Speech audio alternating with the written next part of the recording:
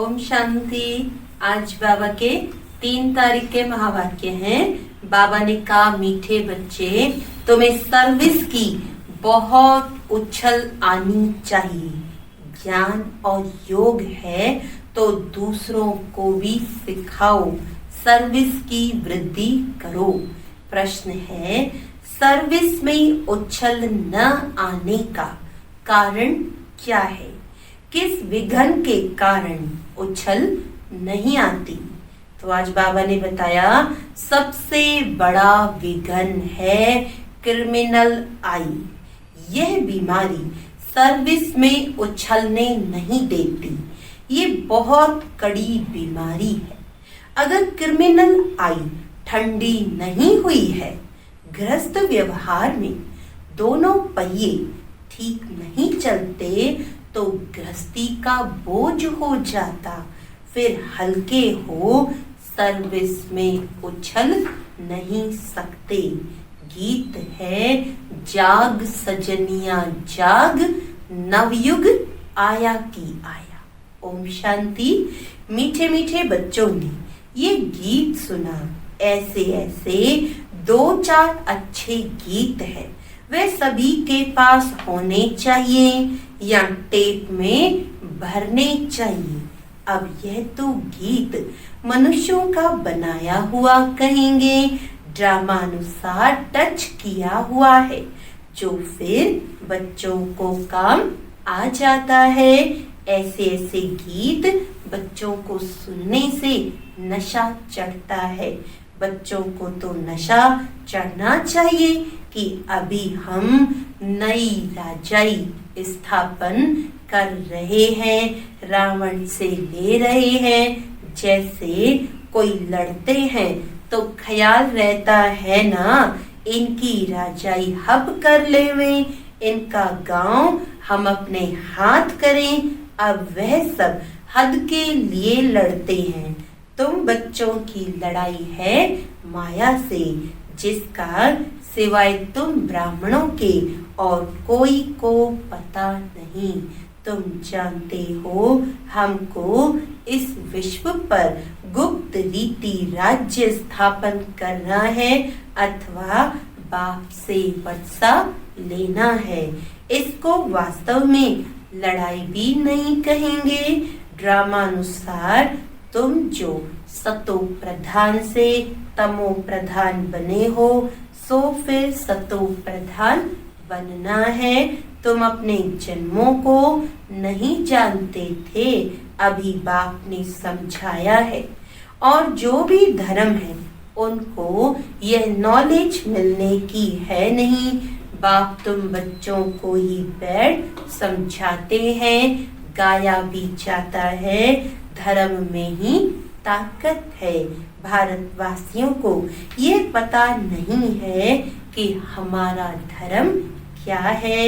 तुमको बाप द्वारा पता पड़ा है कि हमारा आदि सनातन देवी देवता धर्म है। तो अभी बाबा कह रहे, तुमको पता पड़ा है, बाप आकर फिर तुमको उस धर्म में ट्रांसफर करते हैं। तुम जानते हो हमारा धर्म कितना सुख देने वाला है। तुमको कोई से लड़ाई आदि नहीं करनी है। तुमको तो अपने स्वधर्म में टिकना है और बाप को याद करना है। इसमें भी टाइम लगता है। ऐसे नहीं कि सिर्फ कहने से टिक जाते हैं। अंदर में ये स्मृति रहनी चाहिए, मैं आत्मा शांत स्वरूप हूँ। हम आत्मा अभी तमो प्रधान पतित बनी है। हम आत्मा जब शांति धाम में थी तो पवित्र थी, फिर पाठ बजाते बजाते तमो प्रधान बनी है। अभी फिर पवित्र बन हमको वापस घर जाना है, बाप से वर्षा लेने के लिए। अपने को आत्मा निश्चय कर बाप को याद करना है। तुमको नशा चढ़ेगा, हम ईश्वर की संतान हैं। बाप को याद करने से ही विकर्म विनाश होते हैं। कितना सहज है, याद से हम पवित्र बन फिर शांति धाम में चले जाएंगे। दुनिया इस शांति धाम सुख धाम को भी नहीं जानती। यह बातें कोई शास्त्रों में नहीं है, ज्ञान सागर की है ही एक गीता, जिसमें सिर्फ नाम बदल दिया है। सर्व का सद्गति दाता ज्ञान का सागर उस परम पिता परमात्मा को कहा जाता है, और कोई को ज्ञानवान कह नहीं सकते। जब वे ज्ञान दे तब तुम ज्ञानवान बनो। अभी सब है भक्तिवान, तुम भी थे, अभी फिर ज्ञानवान बनते जा रहे हो। नंबरवार पुरुषार्थ अनुसार ज्ञान कोई में है, कोई में नहीं है, तो क्या कहेंगे? उस हिसाब से ऊंच पद पा नहीं सकते। बाप सर्विस के लिए कितना उछलते हैं। बच्चों में अभी वह ताकत आई नहीं है जो किसी को अच्छी रीति समझाएं। ऐसी ऐसी युक्तियां रचे। भले बच्चे मेहनत कर कॉन्फ्रेंस आदि कर रहे हैं, गोपों में कुछ ताकत है, उनको ख्याल रहता है कि संगठन हो जिसमें युक्तियां निकालें, सर्विस वृद्धि को कैसे पाए। माथा मार रहे हैं, नाम भले शक्ति सेना है परंतु पढ़ी लिखी नहीं है। कोई फिर अनपढ़ भी पढ़े लिखे को अच्छा पढ़ाती हैं। पहले दादियाँ दीदियाँ सबके कोई इतने पढ़े लिखे नहीं थे, लेकिन इतना पढ़े लिखे न होने के बाद भी पढ़े लिखों को अच्छे से समझाते थे। तो बाबा कहते कोई फिर अनपढ़े भी पढ़े लिखे को अच्छा पढ़ाती हैं। बाबा ने समझाया है क्रिमिनल आई बड़ा नुकसान करती है, यह बीमारी बड़ी कड़ी है, इसीलिए उछलते नहीं हैं। तो बाबा पूछते हैं तुम युगल दोनों पहिए ठीक चल रहे हो, उस तरफ कितनी बड़ी बड़ी सेनाएं हैं, स्त्रियों का भी झुंड है, पढ़े लिखे हैं, उन्हों को मदद भी मिलती है। तुम तो हो गुप्त, कोई भी नहीं जानते कि ब्रह्मा कुमार कुमारियां क्या करते हैं। तुम्हारे में भी नंबरवार है, गृहस्थ व्यवहार का बोझा सिर पर रहने से झुके हुए हैं। ब्रह्मा कुमार कुमारी कहलाते हैं, परंतु वे क्रिमिनल आई ठंडी नहीं होती। दोनों पहिए एक जैसे हों बड़ा मुश्किल है। बाबा बच्चों को सर्विस उठाने के लिए समझाते रहते हैं।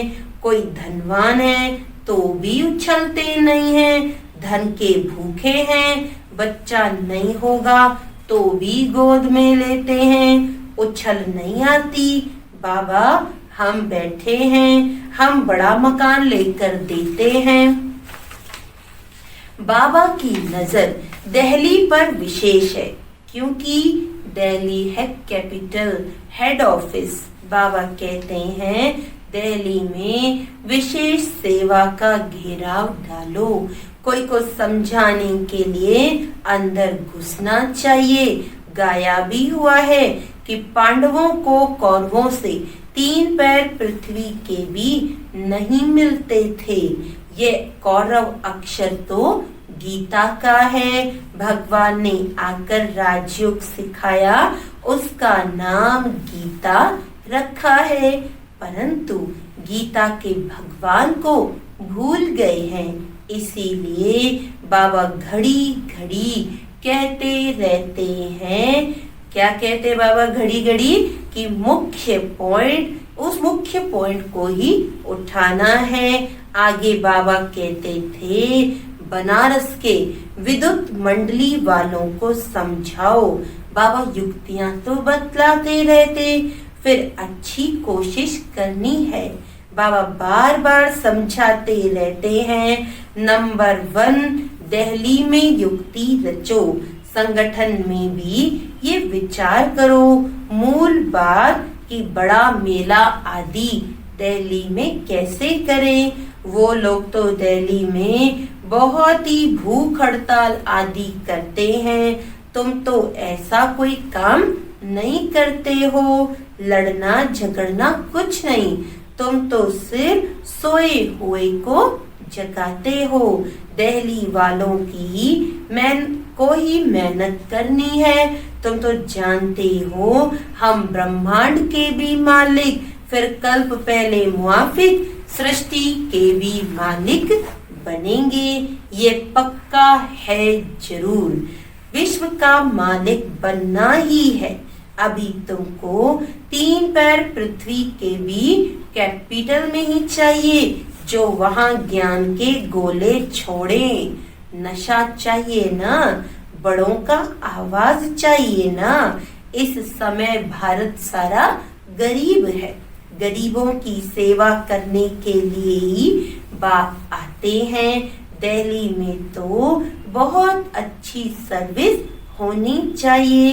बाबा इशारा देते रहते हैं। दिल्ली वाले समझते हैं बाबा हमारा अटेंशन खिंचवाते हैं।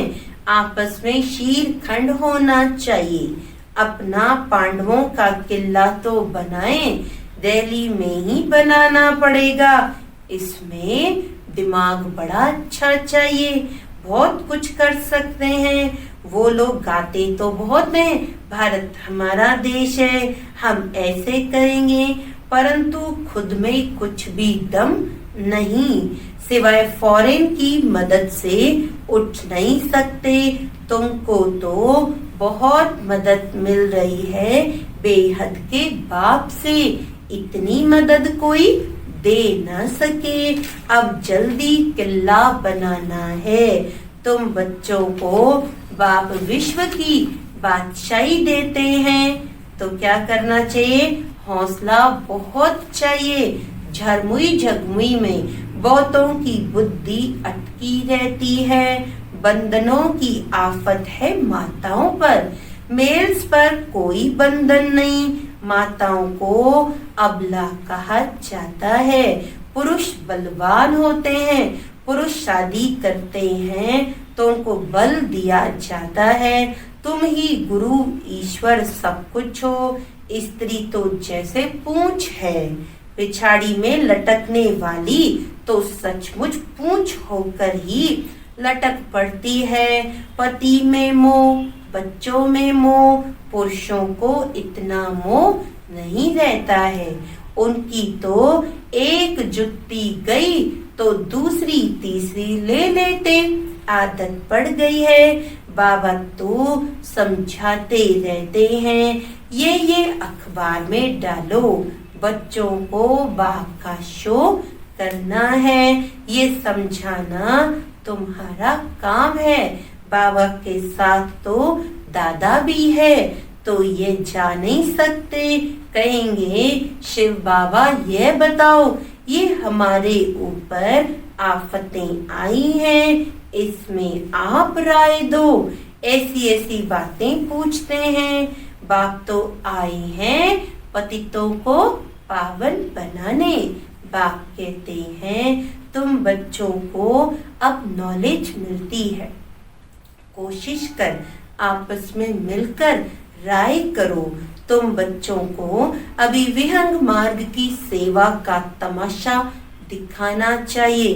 चींटी मार्ग की सर्विस तो चलती आ रही है, लेकिन ऐसा तमाशा दिखाओ जो बहुतों का कल्याण हो जाए।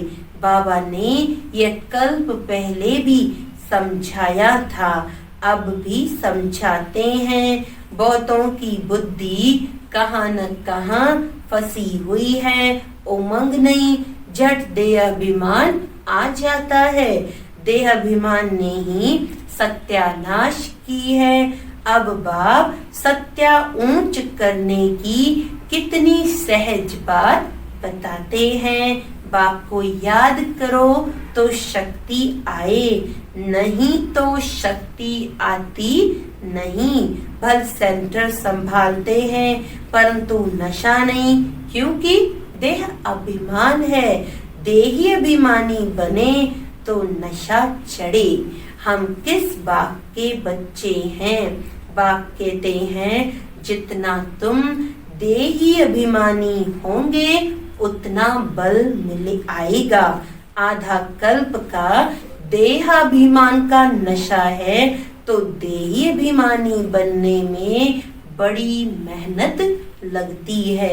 ऐसे नहीं, बाबा ज्ञान का सागर है, हमने भी ज्ञान उठाया है, बहुतों को समझाते हैं, परंतु याद का जौहर भी चाहिए।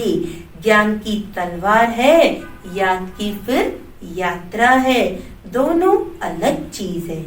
ज्ञान में याद की यात्रा का जौहर चाहिए, वह नहीं है तो काठ की तलवार हो जाती है। सिख लोग तलवार का कितना मान रखते हैं, वह तो हिंसक थी जिससे लड़ाई की। वास्तव में गुरु लोग लड़ाई थोड़े ही कर सकते हैं, गुरु तो अहिंसक चाहिए ना। लड़ाई से थोड़ी ही सदगति होती है। तुम्हारी तो है योग की बात, याद के बल बिगर ज्ञान तलवार काम नहीं करेगी। क्रिमिनल आई बड़ा नुकसान करने वाली है, आत्मा कानों से सुनती है।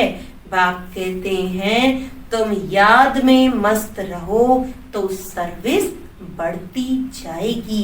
कभी कभी कहते हैं बाबा संबंधी सुनते नहीं हैं। बाबा कहते हैं याद की यात्रा में कच्चे हो, इसीलिए ज्ञान तलवार काम नहीं करती है।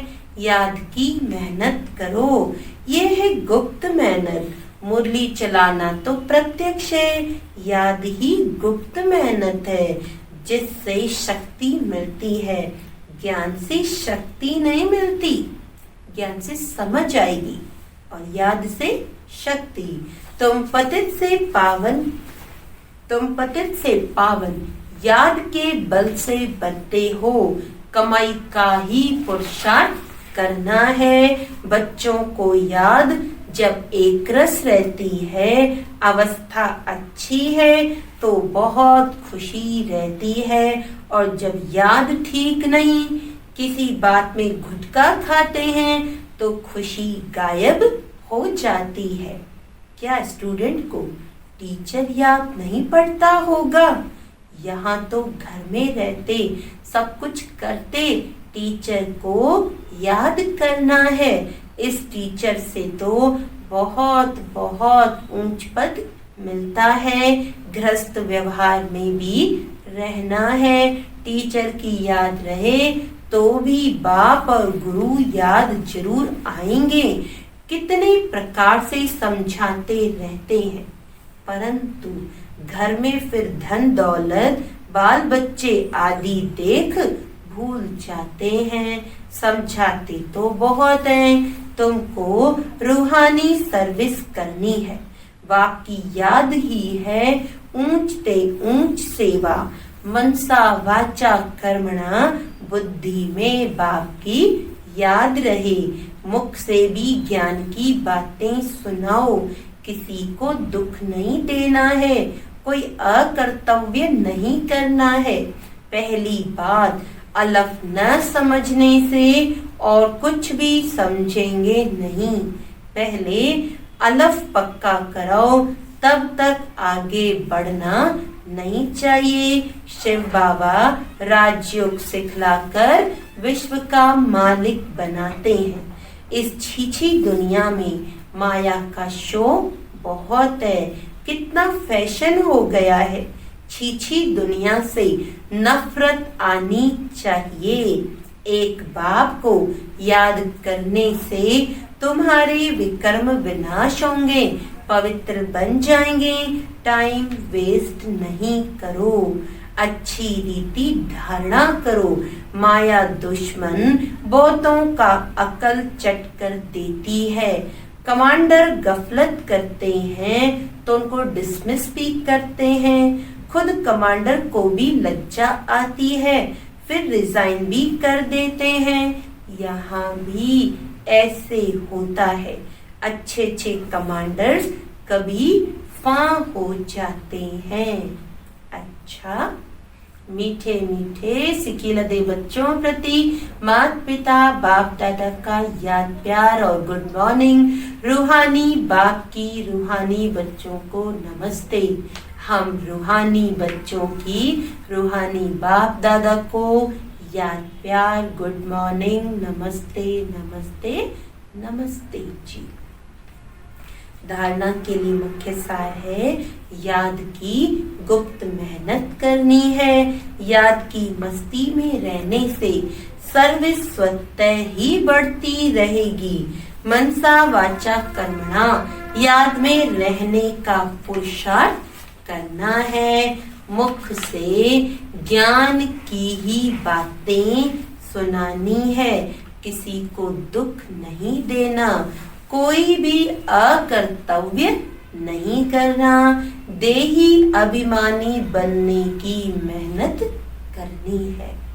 वरदान है, विजयीपन के नशे द्वारा, विजयीपन के नशे द्वारा सदा हर्षित रहने वाले सर्व आकर्षणों से मुक्त भव। विजयी रत्नों का यादगार बाप के गले का हार आज तक पूजा जाता है। तो सदा यही नशा रहे कि हम बाबा के गले का हार विजयी रतन हैं। हम विश्व के मालिक के बालक हैं। हमें जो मिला है वह किसी को भी मिल नहीं सकता। यह नशा और खुशी स्थायी रहे तो किसी भी प्रकार की आकर्षण से परे रहेंगे। जो सदा विजयी है वो सदा हर्षित है। एक बाप की याद के ही आकर्षण में आकर्षित है। स्लोगन है, एक के अंत में खो जाना। एक शिव बाबा के अंत में खो जाना अर्थात एकांतवासी बनना। अच्छा, ओम शांति।